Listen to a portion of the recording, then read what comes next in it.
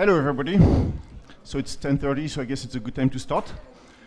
So my name is Matthias Brandewender, and I'm going to be speaking about the T in TDD, and maybe talk a bit about tests, types, and tails.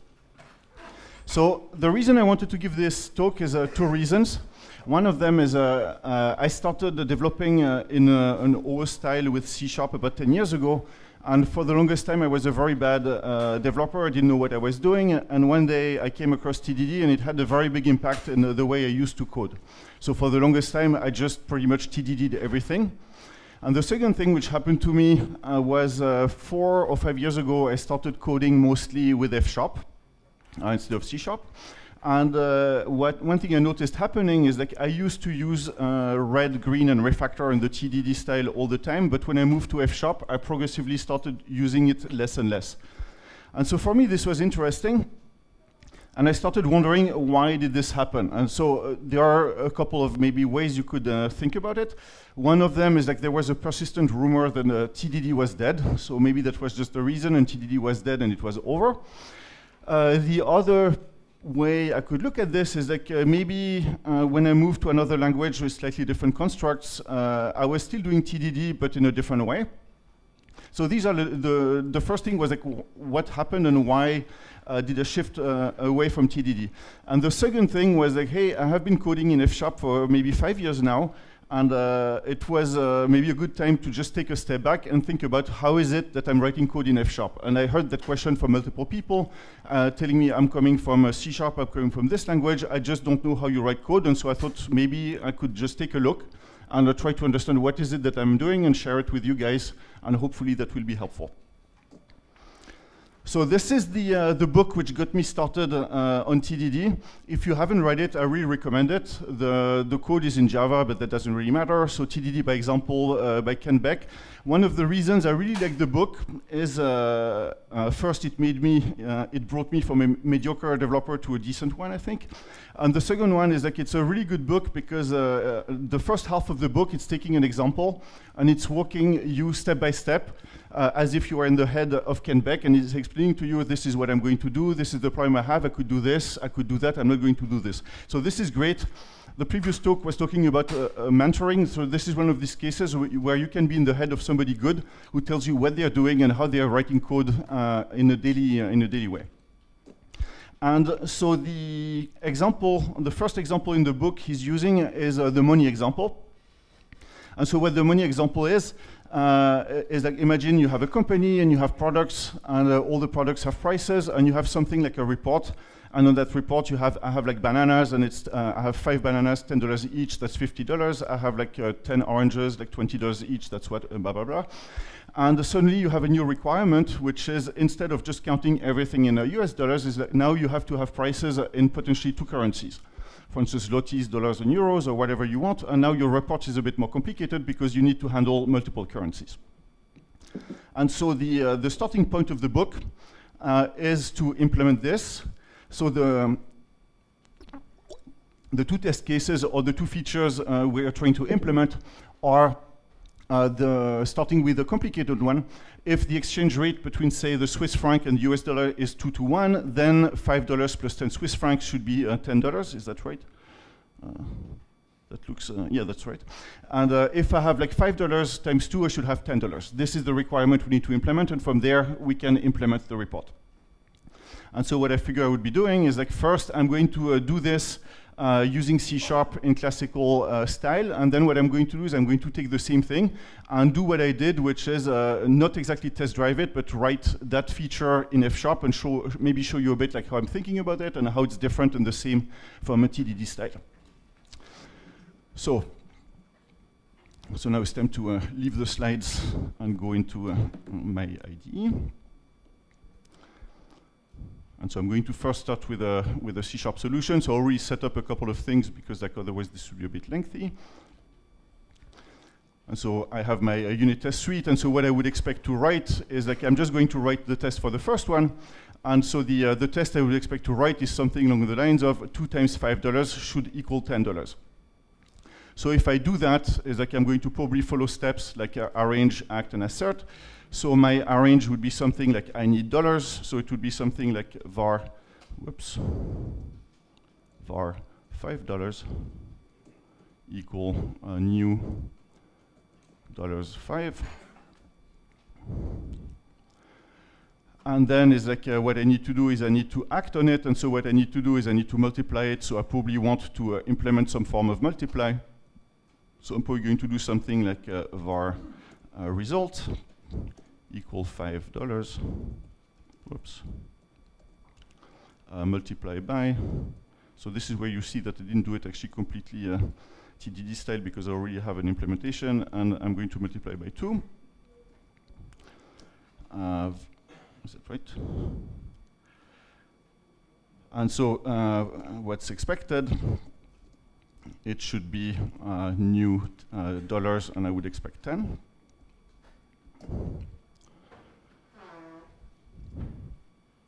And my assertion here should be something that assert that the actual. Good, so that's kind of the test I would write. And so what I like about this is like this is forcing me to think through, like I'm trying to implement something concrete, and I'm clarifying my vocabulary, and I'm writing a story, and then this would guide my implementation. If I started to implement this, I would probably do something along the lines of a class, which has like a field value, and I would do a multiplication. Oh yeah, one thing I forgot is, yeah, so that's kind of what I would be doing. I'm assuming like everybody's following me. So this is like maybe classic TDD style in C#. So why is it that it worked for me back in the days when I did that? What I find good about TDD doesn't have that much to do with testing, but has to do more with its the values or some things which come with it. So what I did, one thing which was good about preparing for this talk was it got me back to actually reading the Ken Beck book, and in particularly reading the introduction. And in the introduction, like Ken Beck says, like TDD is really about one thing, and that's coding without fear. And TDD is a way of managing fear during programming, because fear has a host of effects which are really not good. Fear makes you tentative, fear makes you grumpy, makes you want to communicate less, and makes you shy from feedback, which are all very bad things in coding. And if you read this, like this really has nothing to do with testing and validation, and all about like knowing what you're doing. And the reason for me this works is a couple of things. Like one is like, so when I started in software, like my background had nothing to do with software. I come from math and economics. And it was kind of surprising to me, because if you look, there is a ton of documentation on patterns, design, high-level things, and there is very little on what do you do when you're actually on the computer trying to write code. And so one thing I really loved about TDD is like it's a very clear protocol which is telling you like step by step, this is what you do on a daily basis, this is how you write code, and this is how you break it into small actionable chunks. So that's already one thing I like, is like it's a very clear process. The other thing I like about it is like it's forcing you to talk about your code and to craft a language. Like in order to write my test to about $5 and $10 and all of this, I need to define a vocabulary, I need to make assumptions explicit, and this is going to just be a good conversation piece. It helps me clarify how I think, and it helps me talk to other people and have discussions maybe with the business or other people on this is what I'm trying to do. The third thing which I really like about this, and so this is maybe coming from a scientific background, is like a test. When you write a test, what you're really doing is that you're writing experiments. And so one of the reasons it is nice is like there is one temptation when you are software engineers. Like one side is like the hacker way, where you try to slap code together. The other one is like the architect astronaut, where you start to overthink everything and you just don't write any code. And a couple of weeks later, you have lots of interfaces, lots of diagrams, and no running code. So one of the values of TDD is like it forces you to just start to write runnable code. And then you will see very quickly, is this a good idea, is this a bad idea? You just run it, and you see what works and what doesn't work. So this is something which I find is extremely valuable. It's like, don't overthink it, like start to play with things and iterate and refine. Finally, another value of the process is that it makes you feel the pain. So or maybe the other term would be it forces you to dog food. There are lots of cases where you write beautiful code, it's great, and then it's like you produce in the end an API which is entirely unusable for other people. And the reason is because you may be thinking too much about the internals. You have all these beautiful ideas, and you didn't really think about how people would be using that code. And so TDD is nice because it forces you to actually consume your own code. And so you will see very quickly, if your design is awful, it will be extremely difficult to write the test, and you will be suffering, and so you will be the first one to consume your API. And so that's also very valuable, like you suffer early, and you start suffering instead of your customers, and you will fix your design much earlier. So for all these reasons, I really like TDD. And again, like none of these reasons have anything to do so far with actually tests. So now what I'm going to do is like I'm going to go back to the IDE, and I'm going to redo the same thing. But instead of using C#, I'm now going to take the same specification and rewrite it in F#, like as I would probably do it today.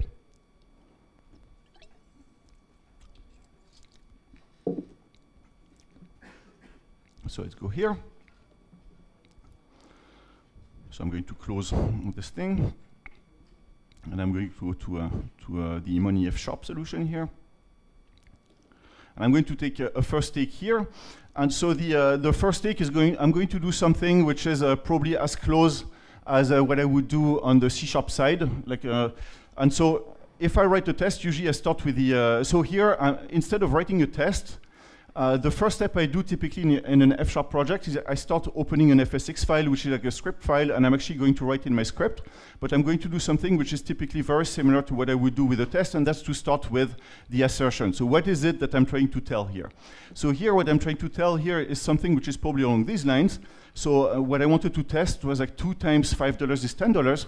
So if I do this, I would probably expect, I would want this to be correct. 2 times, say, $5 equals $10. And so this is pretty much like the same thing I would do. This is the equivalent of an assertion in a test, except that I'm just writing now, like this is how I would like my code to look at the end of the day. And now I'm going to go backwards from this and see how can I make that work. So if I make that work, I will probably need something which looks a bit like $. So I'm going to create a type, maybe type dollars.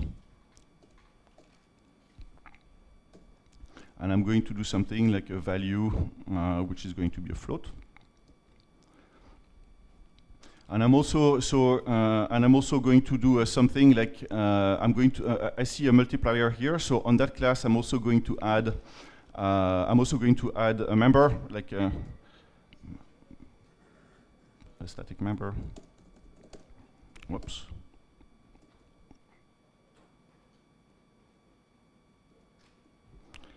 It's going to be the multiplier, and say the and some dollars. And here I'm going to return, whoops,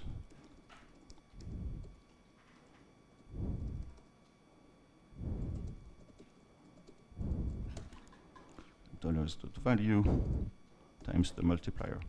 So I'm just going to comment in a second on what I'm doing here. So here I'm just creating in one line like essentially a class which is containing a value that's going to be $1, and I'm going to create a multiplication operation which is going to give me like multiply dollars. Actually, before doing this assertion, I'm going to do something a bit more simple, and I'm going to test that this works out. And so what I could do here, I could do let $5 equals, and so here it's going to be value equals 5. Let $10 value equal 10.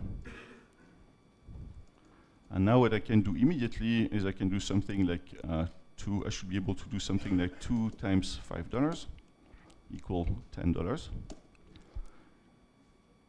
So this is good. And now I can just take my script and I can just run this and see what happens.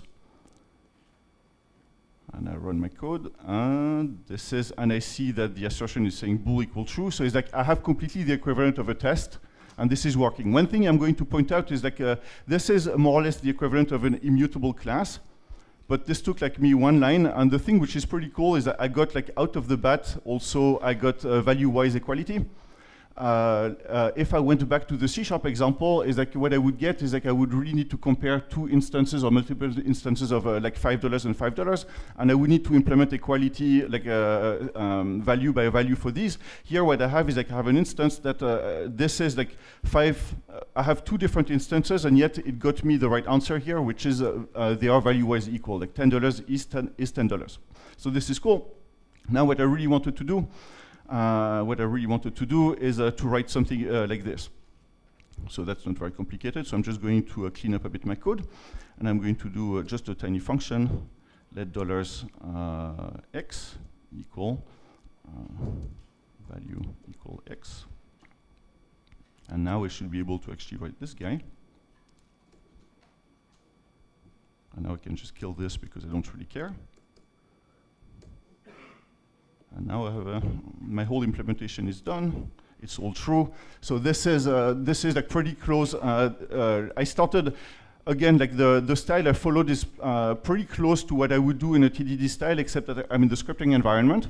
I'm trying to work with an assertion, and I'm progressively fleshing out my code and my design until I'm achieving the result I want. At that point, what I could completely do, I'm not going to do here, but like if you look at this, like this is pretty much a test. And so if I thought this was valuable, I would move it into my test suite and run it as a unit test. If I thought it was like maybe just an artifact of design, I would just like drop it and not adding to the test suite. But the process is essentially the same, except that I'm iterating very rapidly because I'm in the scripting environment, and which is pretty flexible. Good. So that's cool. Now, one of the benefits of exploring other languages is instead of one way to do everything, you start to learn about other ways maybe to think about your problem. Like in my C# days, is like everything is a class or maybe an interface, so it's like every solution will look like a class and interfaces. Or if you want to put it in a different way, if the only tool you have is a hammer, then the whole world starts to look like nails. So one thing which was, when I started working with F#, I thought initially about interfaces and classes everywhere, and then I started to discover that actually with a different language you have maybe different ways of thinking about things, and you had different tools available, and that's nice because that gives you also different ways to model things and approach your problem. So I'm going to show you a completely different take I could take on the same, so this is a valid implementation. I think it's not too bad. But just for kicks, I tried other ways because like now is like I have more tools and I can try more things and see what design works better and what's more suitable for my problem. So the second take I took, I actually owe it to Phil Trelford, who couldn't resist and like proposed this solution. So F# has another construct which is called a unit of measure. And if I use a unit of measure, what I could do is I could really solve my problem in like one line. And so the way I would do this would be something like this. I'm using it, so this is an attribute, and I can say type $, or dollars, I guess. And that's it. And so what I'm doing here is like I'm defining a type, which is dollars. And that type is what's called a unit of measure. And so I will show you how this plays out. Now is like what I can do with this, I can essentially what this is like it's augmenting numeric types. So instead of having floats for everything, I can have a float, I can have meters, I can have seconds, I can have things, and for instance, I can have dollars. So in this case, like what I could write is something like this now, is like 2 times $5 equal, and that should be 5.0. And this should be 10.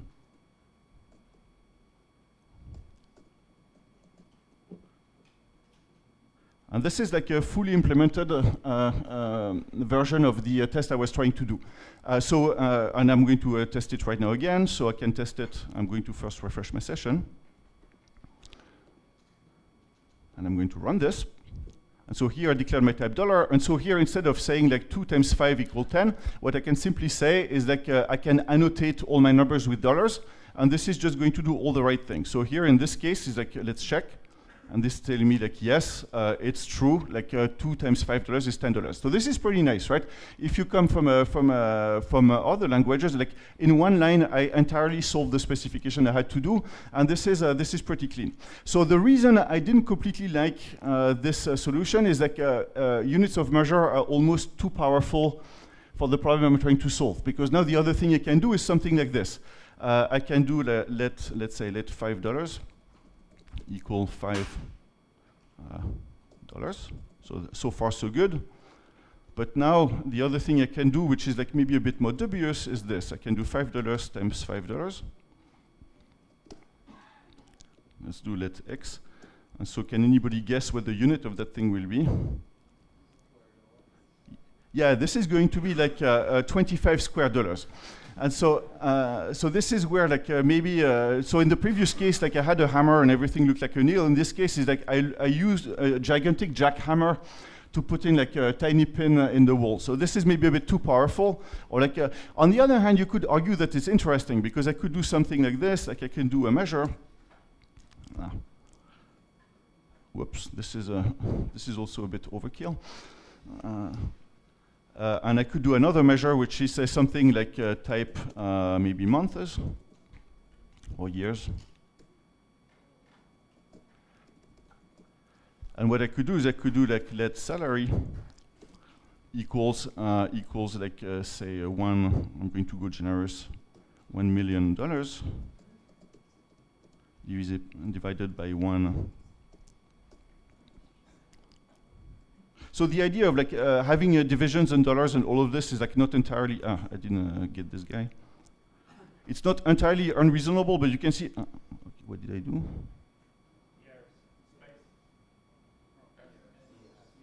Thank you. See, that's where it's nice to have a. That's why it's nice to have a statically typed language, and where being an idiot is like, yeah, I should just read the okay now. Like, there's a space before the opening angle. There is.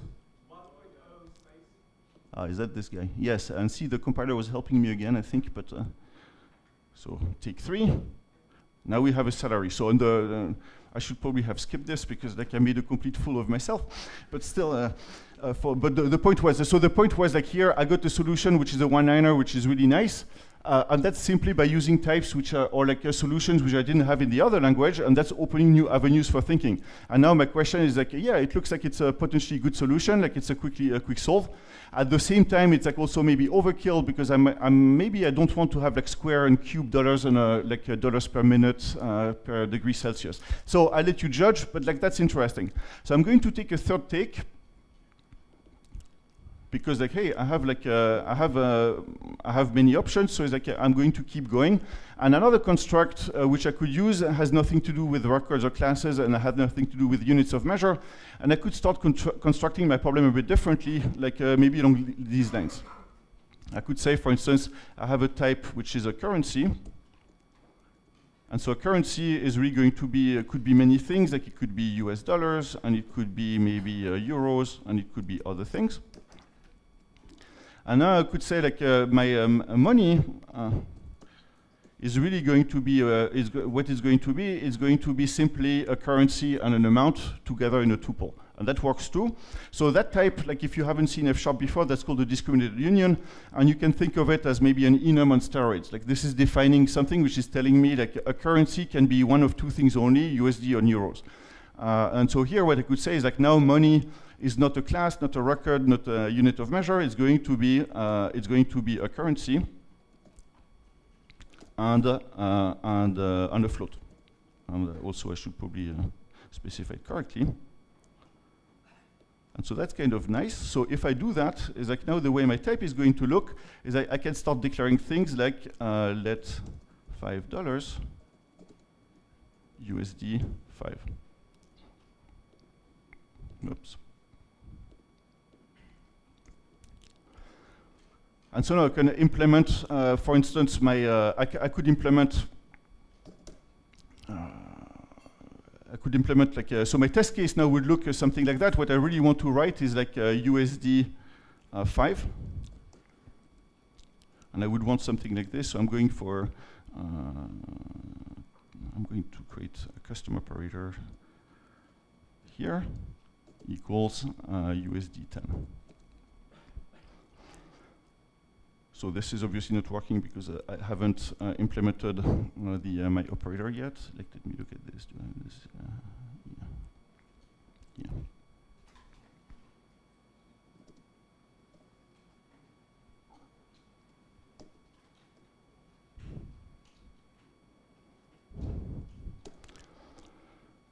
So money is going to be of type money. And here what I can do is I can do, so I can implement, I'm going to do just multiplication in a bit of a weird way. But what I can do here is I can do something like this. I can unpack my tuple, and so that's going to be currency and amount, whoops, equal money. And now what I can simply return is I can return the same currency, and I can return amount, and I probably need a multiplier, which is going to be a float.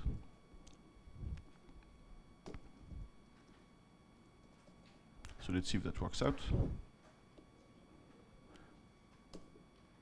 So what I did here is like I implemented an operator where I'm saying like I'm going to take a float, which is the multiplier, I'm going to take money.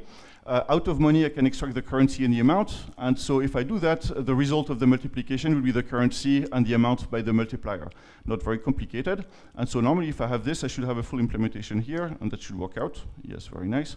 And I can do, I can simply compute like 2 times $5, and this should, what will this give me?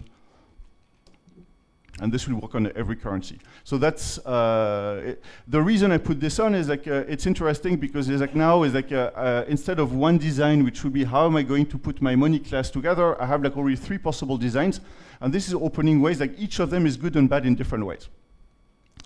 And I like to have more tools if I can.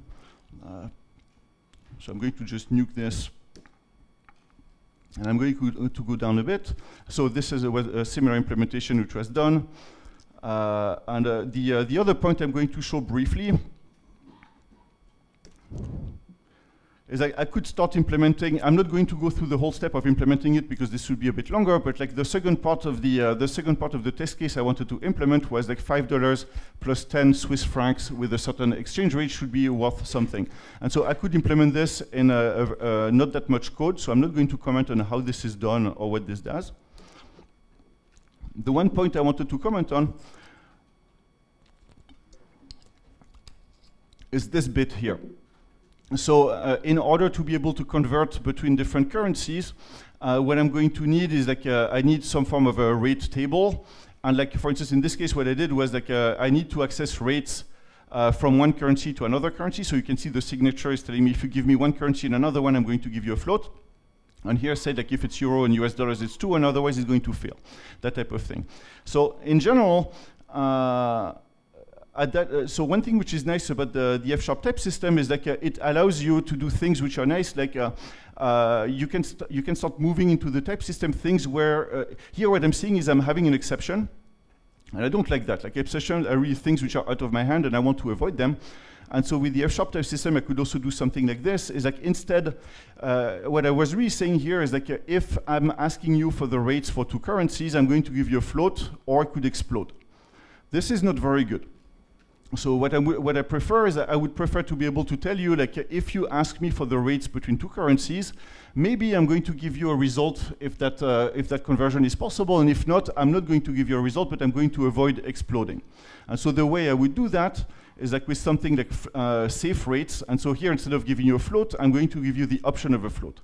This is really nice because now I have a very clear mechanism for somebody who's going to call that function. It's like essentially they know that any function in .NET or which you call from C# could give you a null or could fail, and you don't know that. So here what I'm giving you is a function which is going to tell you that thing could either succeed and is going to give you a float, or it could not succeed and then I'm not going to give you nothing and you have to deal with it. So I'm not going to elaborate more on this.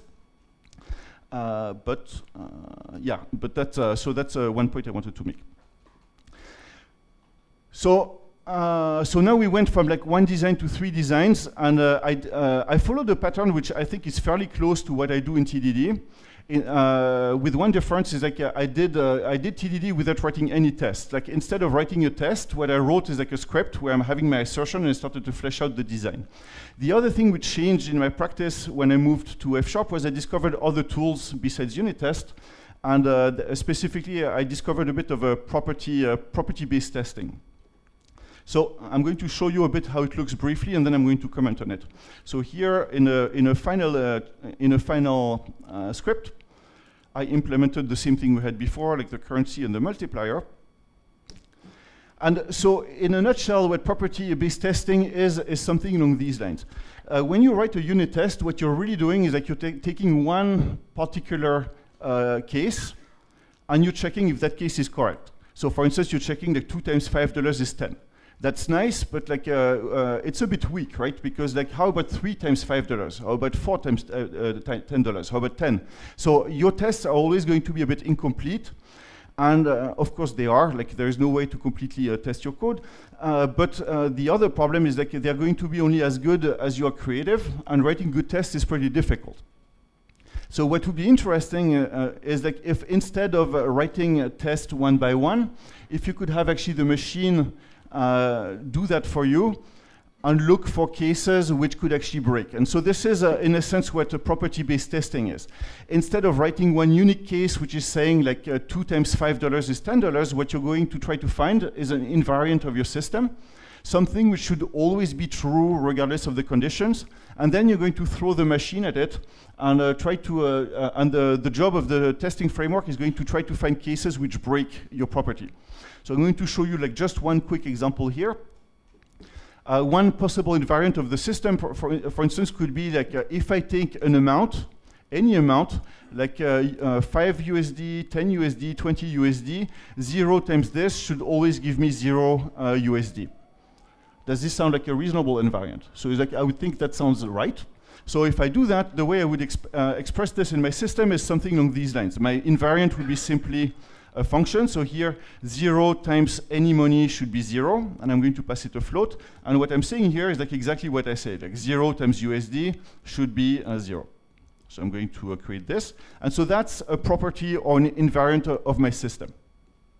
And now, instead of writing by hand, like how about for an amount of 5, how about for an amount of 10, I'm going to give it to the testing framework, and the testing framework is going to test many amounts and see if it can crash my assertion.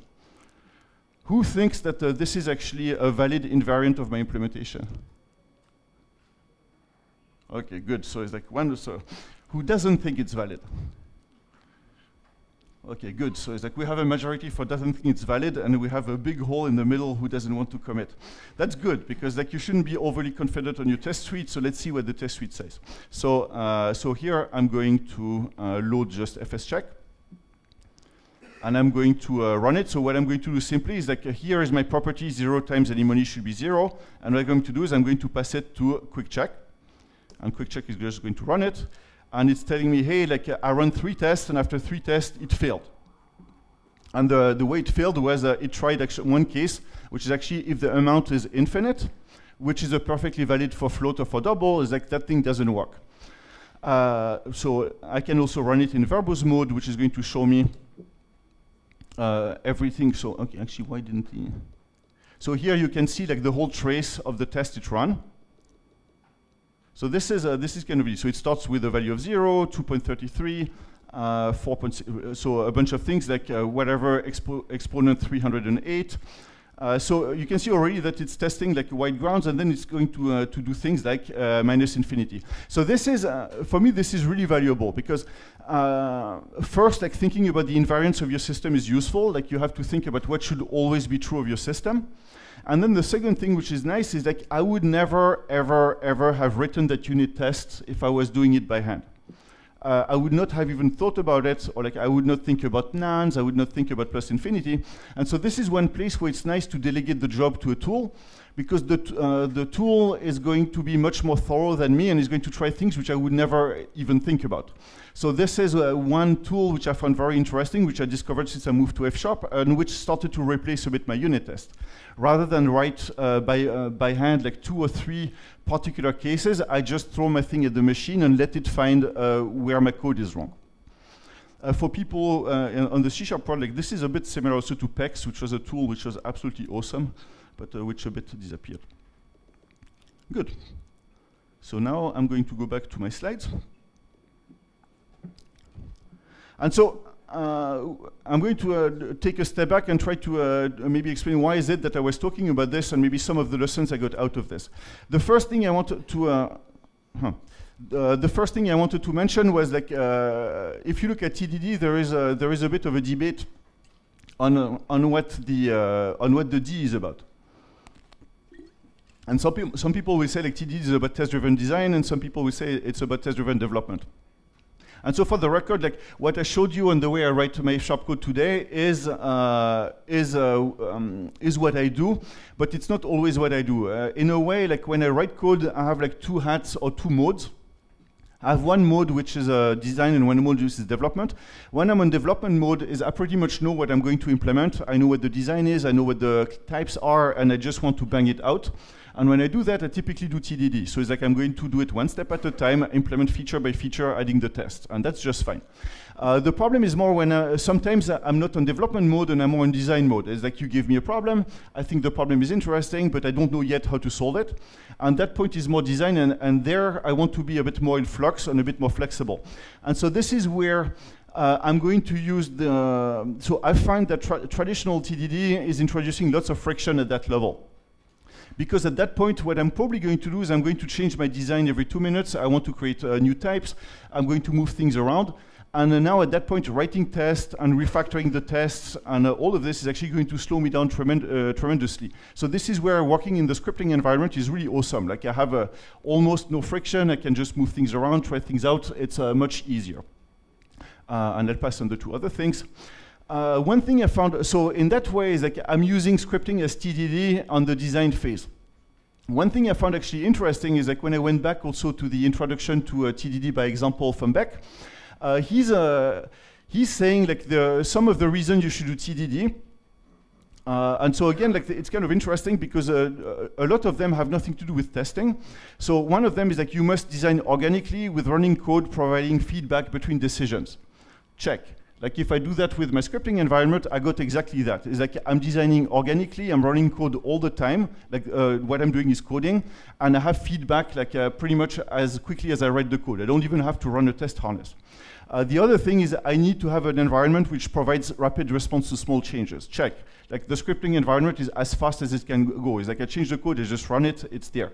So it's I found this interesting because this is coming from the book on TDD and why you should do TDD, and half the reasons have really nothing to do with testing. Like testing as a side effect is giving you these things, but I can get them with other mechanism, and that's what I'm getting with the scripting environment. Another direction or train of thought I started to follow was like tests or types. And so when I was younger, I used to think that tests were a way to prove that your code was correct. The more it went and the more I started to think about tests a bit differently. And I started first, like if you think about it, a unit test is not showing you that your code works. It's showing you really one possible way your code is not broken. That's all it's doing. But you're not going to prove much about whether your system works with a test. At that point, I think more about unit tests as anecdotes. And I mean that in a good way. So an anecdote, I got that definition in the dictionary, is a short and amusing or interesting story about a real incident or person. So in that way, like a test is about telling a story about your code. So the first point is like a test is not that much about making strong statements about whether your code works, and the second one is a test is actually potentially a story about your code. And so the first way my thinking has been changing, which is what I have been trying to show, talking about the way I code in F#, is like tests are a weak statement on your code. And types are nice because in the end, like types are what you don't even need to test because the compiler is going to enforce it for you. Like if you have a method, if you have a property and that property gives you back an int, you're not going to test that the property is returning you an int. It's guaranteed by the compiler. This is good because I don't have to write that test. And so in that sense, is like my change of thinking was now that I have more types and maybe a more expressive language, I can start to move things out from test. I don't have to write test. I'm trying to write as little test as possible and replace them as much as possible with the type system and get closer to compile time. Interestingly, if you look at unit testing tools, you have this idea of continuous testing. And what this is doing too, it's really trying to also move the unit test as close as possible to compile time. Like if you take Mighty Moose, if you take nCrunch, what they're doing is like they're running the test every time you compile. So it's like they're really trying to do that as well from a different direction. And the other direction on the part which is about anecdotes or about stories, I find tests and scripts the first thing I do when I go to a project or open source or like whatever is I actually go to the unit test suite. And the reason this is interesting to me is, like, first, it's going to give you a good benchmark on whether you are in trouble or not. But the second one is, like, tests are actually really interesting in that they give you a sense for what this thing is about. So I found this picture, which I find kind of fun. And so this is, you probably recognize the IKEA design type of idea. And usually in IKEA, you have, on the document, you have two pieces. You have one piece, which is, hey, this is, you have a door, you have a knob, you have this, you have that. And then you have tiny instructions on how to put things together. And then you usually have an overall picture, which is showing you this is really what you're trying to achieve. And usually, having just this piece, this is how I ended up, like, botching a bunch of furniture at my home. And the thing you should always look at is probably this, which is giving you the overall picture of what this is about or what is it you're trying to build. And for me, the test suites and the tests are exactly that. They're showing me not exactly how things are built internally, but how you intended the system to be run and what you're trying to do with it. So this is, I tend to think of tests more and more in this direction, which is probably aligned with BDD, which is testing as telling you a story about the system. And this is one thing as a side effect, which I really like about being able to work in the scripting environment, is I tried, so I don't know if, I would be interested if anybody had success with Gherkin or Cucumber and this type of thing. I have been always interested in the idea of being able to communicate your code with your client or with your consumer, because this is how you get good feedback. Like a lot of the reasons a lot of the reasons software projects fail is because, like, somebody wants a problem solved. You write great code which is solving your problem, and the problem is, like, the two problems are just not the same. So it's like you have a perfect piece of software which is just not solving the right problem. And you could avoid that if you could actually make it so that you could show the code to the person, and the person could actually reason about it, which is the idea of maybe ubiquitous language. Like, in the perfect world, the code would look exactly like the domain model. And so what I like about working with scripts, and so I never managed to get that with Cucumber and with test suites. And what I actually managed to do with scripts is, like, scripts are awesome because, like, you don't need a testing framework to run them. They are small, and you can just give them to someone, and they can just run them and modify them and see what happens. And so at that point, the latest projects I have been doing have been all working in scripts, and I end up, like, giving my scripts to my customers, and they just run them. And I got this case recently where I built a pretty complicated problem. I gave the script to my client, who was not even a software engineer, and he actually spotted bugs in my code, not bugs in terms of code, but in terms of domain modeling errors. So this is awesome, because now I get into this point where my code is a living documentation. I don't have to write slides. I don't have to prepare for meetings. I write code, I ship it to my customer, and he can just read it and tell me if yes or no this is I'm shipping the right code. Conclusion, if you like TDD, that's awesome, keep doing it. If you write tests, awesome, keep doing it. The other idea which I found, which I would like to keep here, is, like, I heard a lot of people saying TDD is dead, or, like, you should just forget about it. And it's like I found that it was interesting to me. I think TDD is not dead at all, but it was interesting for me to go back to the ideas which started TDD and just look at. It's not about doing TDD by the book, given the tools which are available when TDD came out. It's about looking at what were the ideas which led to TDD, and how can you use them in your current tools. And the other thing was, like, for me, one of the biggest lessons or values of looking into a language like F# was suddenly my horizons expanded tremendously. I used to look at code in one way and only one way, like everything was interfaces and classes.